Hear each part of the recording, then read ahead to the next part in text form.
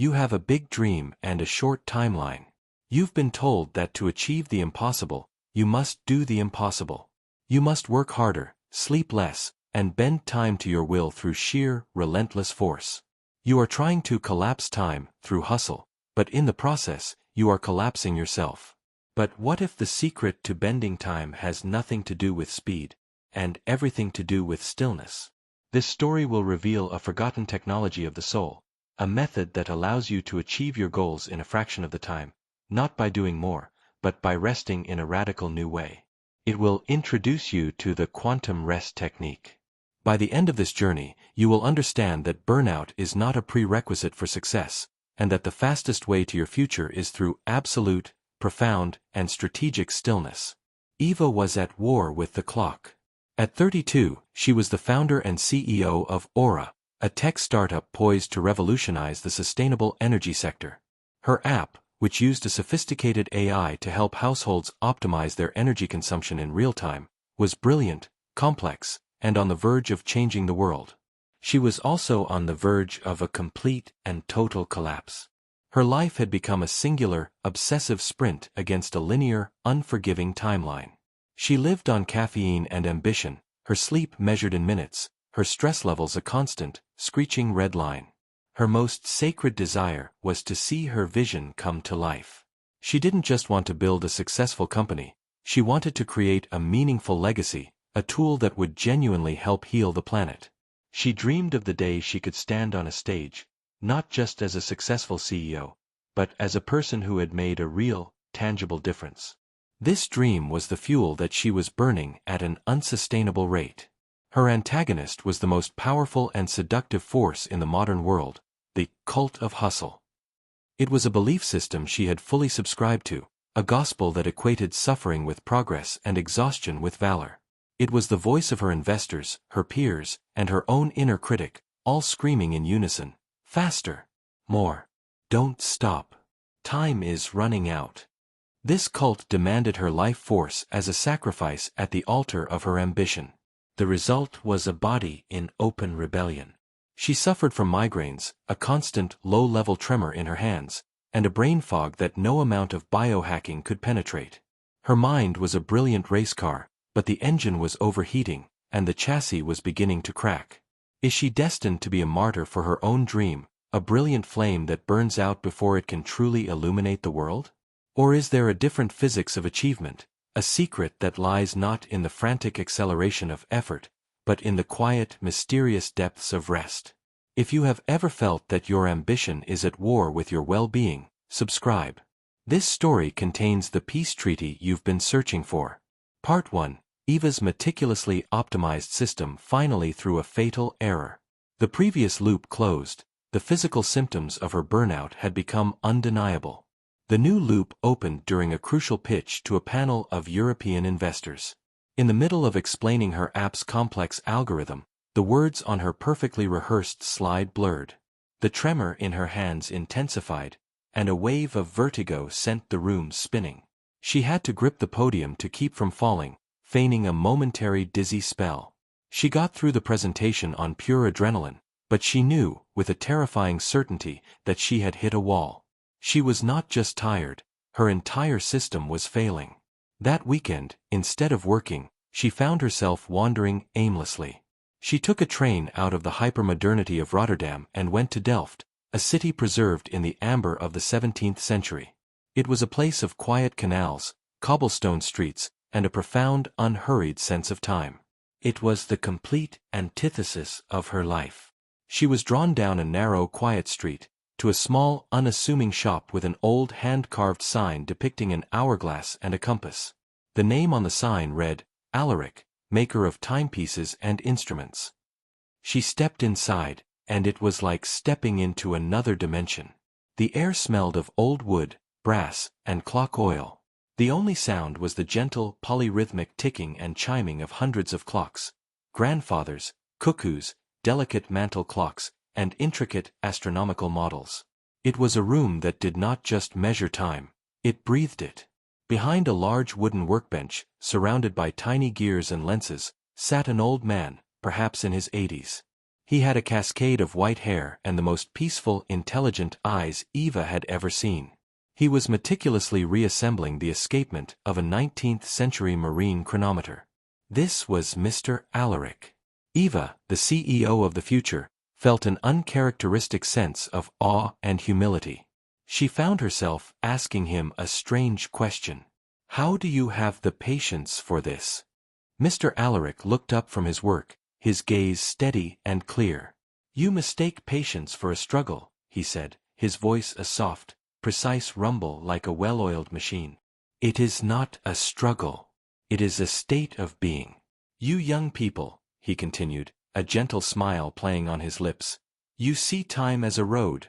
You want to get to the end of it as fast as possible. But time is not a road. It is a room. You are already in it. The only question is whether you choose to run frantically from wall to wall, or to sit peacefully in the center and see the whole room at once. The metaphor struck Eva with the force of a revelation. She, the master of timelines, had never once questioned the nature of time itself. She found herself confessing her struggle, the dream, the burnout, the feeling of being at war with the clock. He listened with the quiet, focused attention he gave to his clocks. You are not trying to collapse time, he said when she was finished. You are trying to bully it. Time cannot be bullied.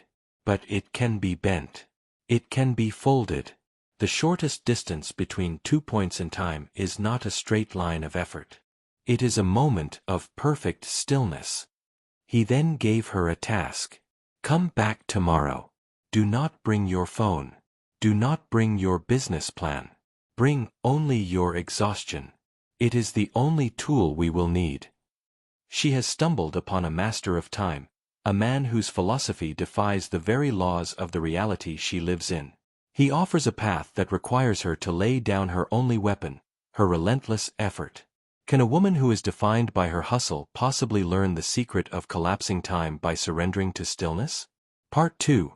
Eva returned to the clock shop the next day, her mind a tangled knot of skepticism and desperate hope. This closed the previous loop. She had found her mentor and accepted his strange invitation. The new loop of conflict began immediately. Mr. Alaric did not offer her a lecture or a complex theory. He led her to a small, soundproofed room at the back of the shop. It was dark, save for a single, soft lamp.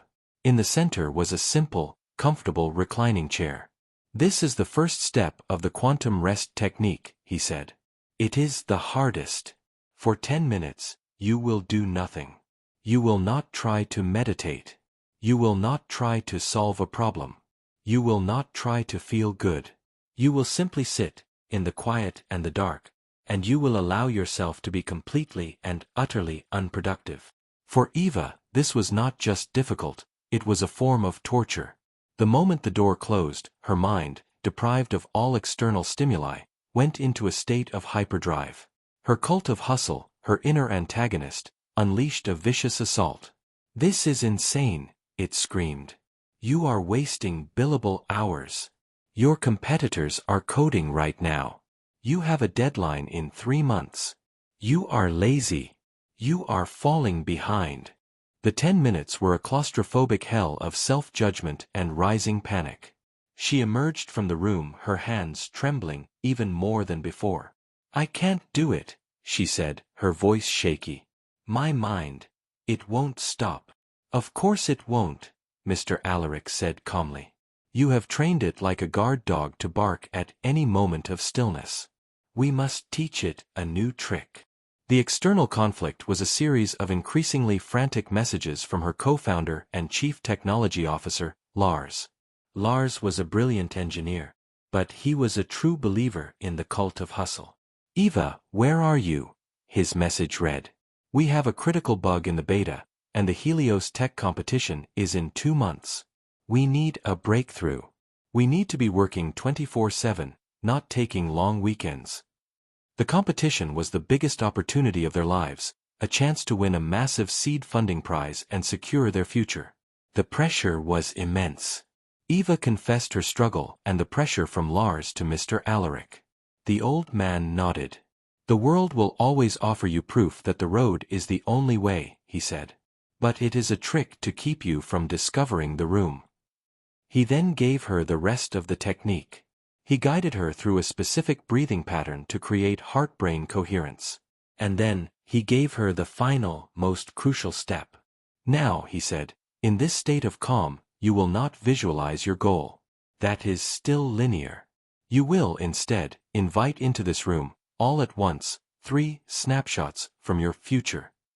A moment from 1 year from now. A moment from 5 years from now. A moment from 10 years from now. Do not see the path to them. See only the moments themselves.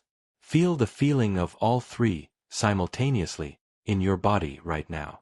You are not reaching for the future. You are pulling the future into your present.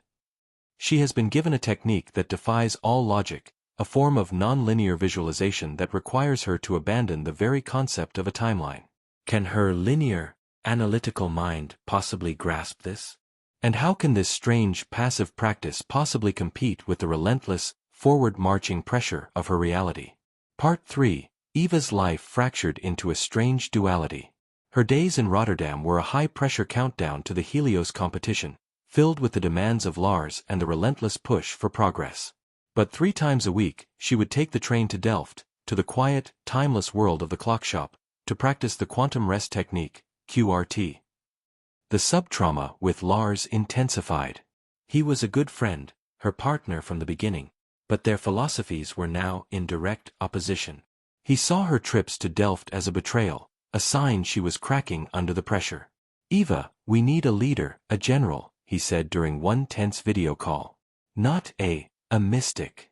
This rest technique is going to sink us. His fear and disapproval were a constant, powerful force, a mirror to her own deep-seated doubts. Every bug in their code, every small setback, became proof for him that her method was failing. Another subtrauma emerged in the form of a rival startup, Gridlock, run by a notoriously aggressive CEO who was the living embodiment of the cult of hustle. News articles lauded Gridlock's 20-hour workdays and their take-no-prisoners approach. They were her shadow self, the version of her that had not stepped off the path of burnout. They were also entering the Helios competition, creating a clear and present rival that amplified the pressure to succeed. But in the quiet of the back room of the clock shop, something was beginning to shift.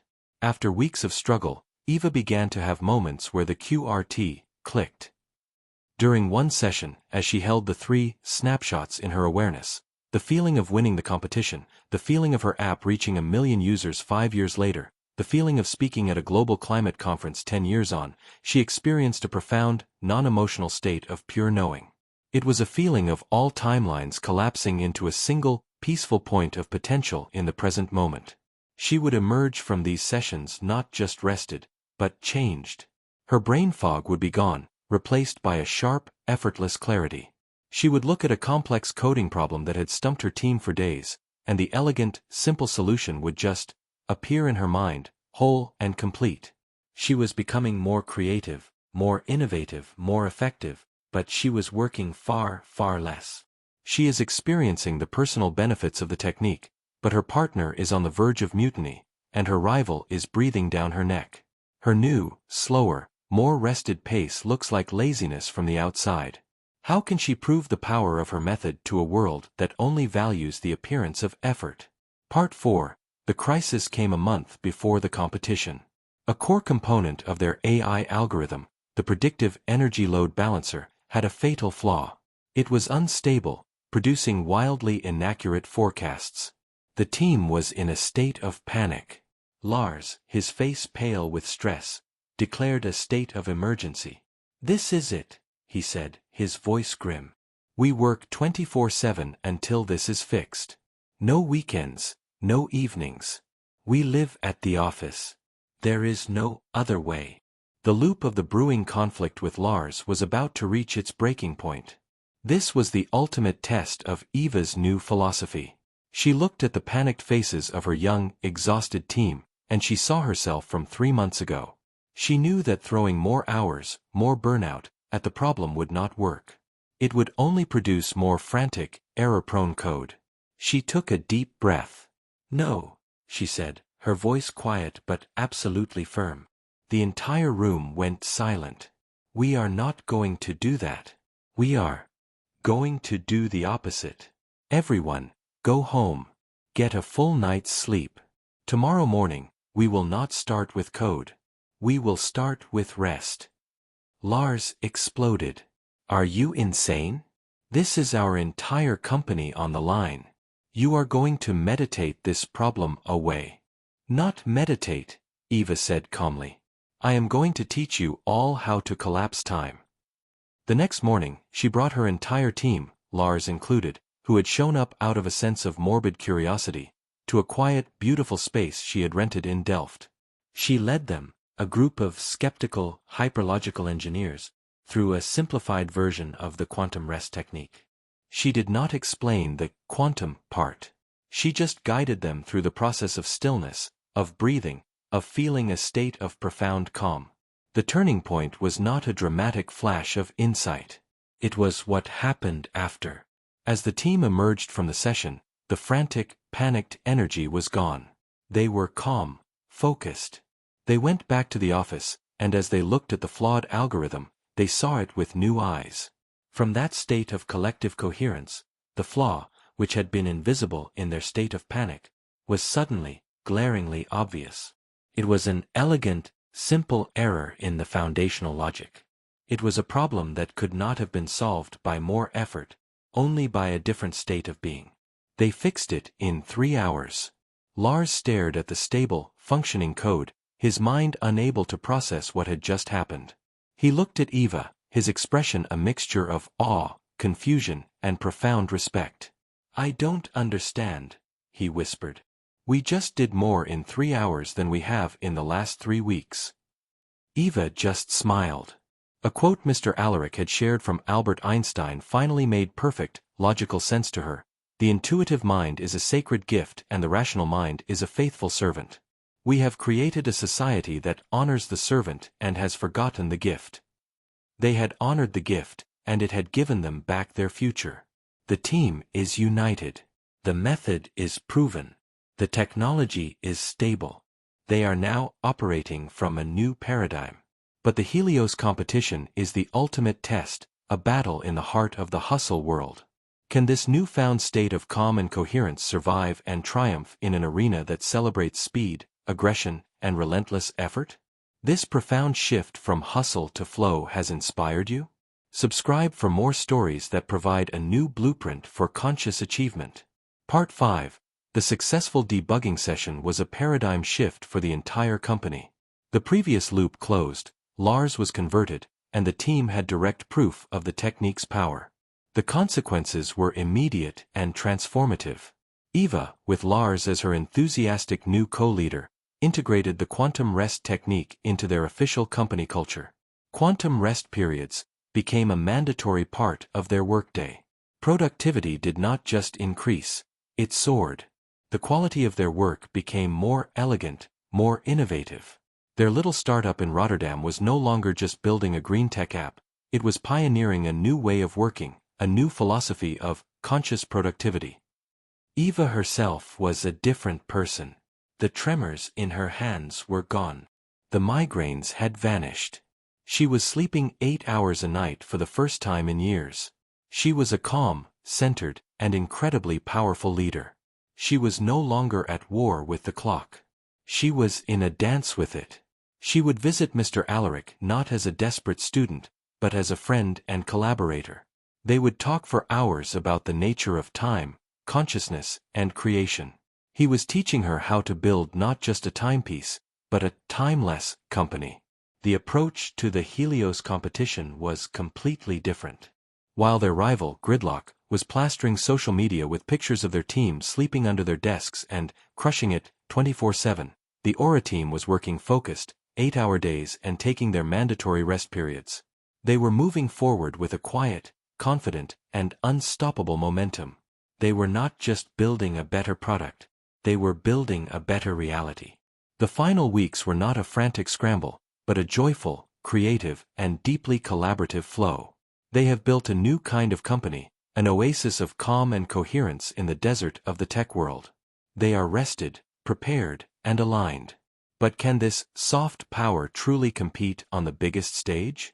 Will their quiet confidence be perceived as a lack of competitive fire by the ruthless judges of the competition? Part 6. The week of the Helios competition in Berlin was the ultimate test. The atmosphere at the conference center was a hurricane of ambition, ego, and frantic energy. The teams from hundreds of startups were buzzing with a mixture of hope and sleep-deprived anxiety. The team from Gridlock, their main rival, was a whirlwind of aggressive networking, their CEO holding court with a loud, boastful confidence. The Aura team, by contrast, was an island of calm. This was their final, collective test of faith. The temptation to get caught up in the frantic energy, to start second-guessing their calm approach, was immense. The night before their final presentation, a rumor circulated that Gridlock had just secured a last-minute partnership with a major energy corporation, a move designed to intimidate their rivals and wow the judges. The news sent a ripple of panic through Eva's team. This was her dark night of the soul as a leader. Her old self, the ghost of the hustle-driven warrior, tried to re-emerge. The voice whispered, "They outplayed you. They hustled harder. Your rest technique has made you complacent." Eva saw the fear in her team's eyes. She knew that a single rah-rah speech would be useless. She had to guide them back to their center. She gathered them in their hotel's quiet garden. She didn't talk about Gridlock. She didn't talk about winning. She led them through one final, deep, 15-minute quantum rest session. She guided them to feel the 3 snapshots of their future, not as a goal to be won, but as a reality that already existed.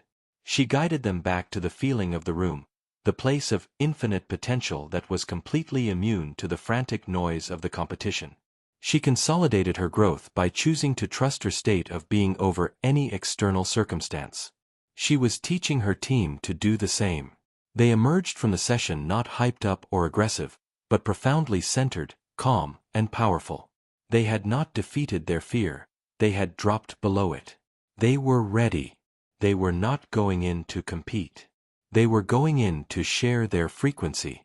The team has passed its final internal test, choosing coherence over chaos. They are about to step onto the biggest stage of their lives.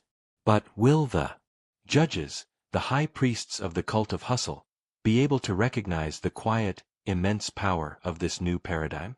Part 7. The morning of the presentation, Team Aura did not cram or rehearse frantically. They took a quiet walk together in the Tiergarten Park. They arrived at the massive, state-of-the-art presentation hall feeling rested, alert, and present. They watched as the Gridlock team gave their presentation just before them. It was a slick, aggressive, and data-heavy performance, full of buzzwords and promises of market domination. It was powerful, and it received a huge round of applause. The stage was set for a dramatic contrast. As Eva and Lars walked onto the stage, the energy in the room was buzzing with Gridlock's aggressive frequency. Eva knew that to compete on that level would be a fatal mistake. They had to shift the entire energy of the room. Lars began, not with a slide about their market share, but with a single beautiful image of the Earth from space. He spoke for 2 minutes about the fragility and the beauty of our planet. He was not selling a product, he was setting a context. Then, Eva stepped forward. She looked out at the 5 judges, 5 of the most powerful and ruthless venture capitalists in Europe. She had a presentation ready, a flawless demonstration of their technology. But in that moment, she made an intuitive, split-second decision. She was going to do something radical. She was going to tell the truth. The stage is set. The rival has made their move. Eva is about to begin. Will she stick to the safe, professional script, or will she take the ultimate risk and try to give the judges a direct experience of the very technique that brought her here? Part 8. Good morning, Eva began, her voice calm and clear, a bell of coherence in the noisy room. Before I show you our technology, I want to tell you about a different kind of technology. It is the most sophisticated technology on this planet, and every single one of us has it. It is the human nervous system. She walked to the front of the stage, leaving the podium and its scripted presentation behind. She told them her story. She told them about her burnout, about the clock shop in Delft, about the lie of the hustle culture. She spoke with a raw, authentic vulnerability that was utterly disarming. The judges, who were expecting a pitch, were getting a masterclass in conscious leadership. "Our app is brilliant," she continued. "But it is not our greatest innovation. Our greatest innovation is the culture that built it. A culture built on the radical idea that the most direct path to collapsing time is not through more effort, but through deeper rest. We did not build this by burning out. We built it by becoming coherent." Then, she did the unthinkable. "I can show you data," she said, gesturing to the screen. "But I would rather give you a data point of your own. I ask for 60 seconds of your time." She guided the entire auditorium, the judges, the investors, the other startups, through a microdose of the quantum rest technique. She had them close their eyes and take 3 deep, coherent breaths. She had them feel, for just a moment, a state of inner calm. For a full minute, a cavernous, state-of-the-art auditorium filled with the world's most ambitious people was in a state of profound, collective stillness. The shift in the energy was physical, palpable. When she asked them to open their eyes, the room was different. The hard, skeptical edges were gone. She had not just given a presentation, she had orchestrated a state change. She then ran the demo of their app. It was flawless. The technology was brilliant. But the audience was not just seeing the app anymore. They were feeling the consciousness behind it. The promise of the introduction was fulfilled. She had shown them how to collapse time without burning out, not as a theory, but as a direct, felt experience. When she finished, there was a moment of stunned silence, and then the applause that erupted was not just for a great product. It was for a new and better way. They have won. Not just the competition, but the hearts and minds of the very people who defined the old paradigm. But what is the real-world impact of such a revolutionary victory? How does a company built on rest grow and scale in a world that is still addicted to speed? Part 9. Aura didn't just win the Helios competition, they started a revolution. The story of Eva's presentation, of the 1-minute meditation that silenced the VC world, went viral. They were flooded with investment offers, but they chose their partners carefully, selecting the ones who understood their mission and their culture. Aura grew into a global company, but it grew differently. They were famous for their no-burnout policy, for their mandatory quantum rest periods, for their 4-day workweek. They proved, on a massive global scale, that a business could be both wildly successful and deeply humane. Eva became a celebrated voice for a new generation of leadership, a thought leader who spoke not just about technology, but about the technology of consciousness. Her own life was a testament to her teaching. She was a successful, powerful CEO, but she was also a healthy, joyful, and rested human being. She had a beautiful, quiet home near the coast, and she still visited Mr. Alaric in his timeless shop in Delft. They would sit together, 2 masters of time, one who understood its intricate mechanical gears, and one who had learned to navigate its deep, quantum currents. She had not just built a company, she had built a life that was a perfect, coherent expression of her deepest values. She had learned the ultimate secret, that time is not a resource to be managed, but a dimension to be embodied, and the key to that embodiment was, and always had been, the sacred, creative power of rest. Her journey has created a new blueprint for success in the 21st century. But what is the next frontier for a soul who has learned to bend time itself? Part 10. We see Eva a year later, not in a boardroom, but in a simple, beautiful room in her own home. She is in a comfortable reclining chair, her eyes closed. She is not sleeping. She is in the deep, coherent state of quantum rest. We see the 3 snapshots flash through her awareness, her company ringing the opening bell at the stock exchange, a global foundation she has started to heal the world's oceans, and a quiet, simple moment of her, much older, sitting with her own grandchild in a garden, watching the sunset. She is not just resting. She is architecting new futures, folding them into the infinite, peaceful potential of the present moment. She learned that the most powerful form of action is stillness. What future is waiting for you to stop chasing it and, instead, rest into its reality? The hustle culture is the great lie of our time. It has sold us a vision of success that demands our very life force as payment. But you do not have to pay that price. The power to collapse time and achieve your dreams without burning out is already within you. It is accessed not through more effort, but through a different kind of rest. Your challenge is this. For 1 week, schedule just 7 minutes a day for your own quantum rest. Sit in a quiet place, breathe deeply, and instead of trying to solve your problems, simply allow yourself to feel the reality of a beautiful future moment. That's it. Notice what happens. Share your experience of this radical act of stillness in the comments below. For more stories that provide a blueprint for a new and more conscious way of achieving your dreams, make sure you subscribe and join this community of rested creators.